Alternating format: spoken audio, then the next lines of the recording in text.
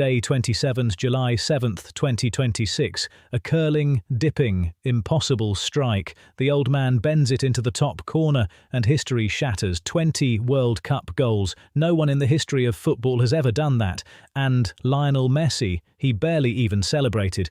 What is a.e.t football family? Welcome back to World Cup Pitch Report, your daily home for 2026 World Cup action. It is Tuesday, July 7th, day 27 of the greatest show on earth, and today we had 3 matches that officially closed out the round of 16. The final 8 are set.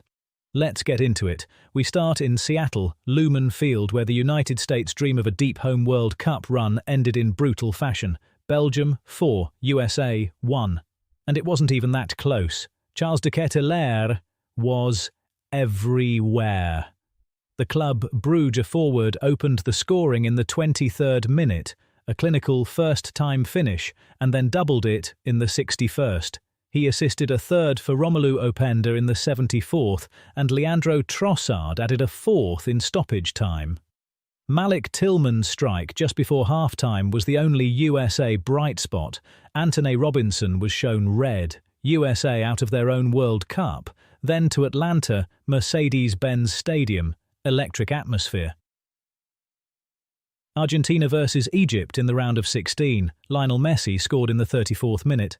That curling dipping finish we showed you in the cold open. History, goal number 20 at World Cups. But Egypt hit back through Imam Ashur just before the 70-minute mark and pushed Argentina all the way to extra time. Defending champions looked rattled. Scaloni's side regrouped.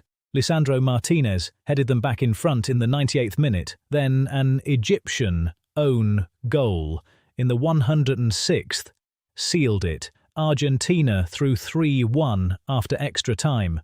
Relief, drama, pure World Cup magic. Finally, BC place in Vancouver, Switzerland against Colombia. Manzambi, the Bundesliga striker who has been quietly unstoppable at this tournament, struck either side of half-time, 45th minute and 78th minute.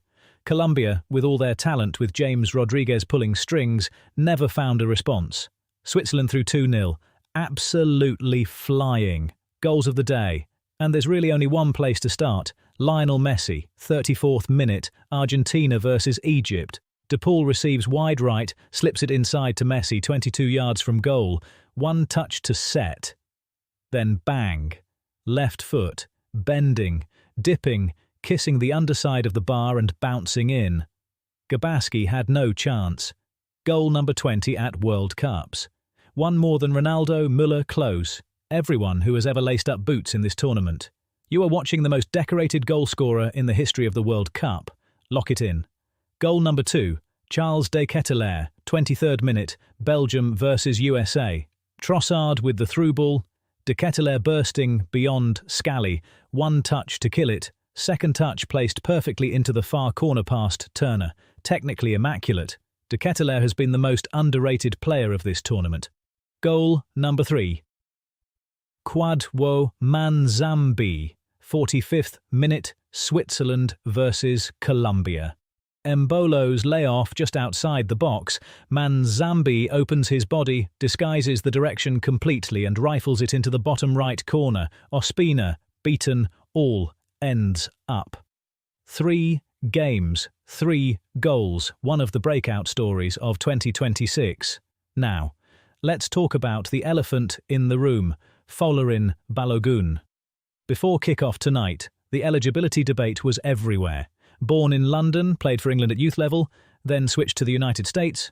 FIFA cleared him, legal, done, but after a 4-1 humiliation, the discourse exploded. On one side, the rules exist for a reason. Balogun is American. He chose to represent his country and that is man, and that is his right. On the other side, critics argue the system is being gamed. The loophole allowing players to switch after youth caps is damaging the integrity of national team football. Here's my verdict. The eligibility rules need a serious look after this tournament. But blaming Balogun personally? That's not fair. The system allowed it. The system is what needs fixing. What do you think? Drop it in the comments. Right. Tomorrow is a rest day. No matches.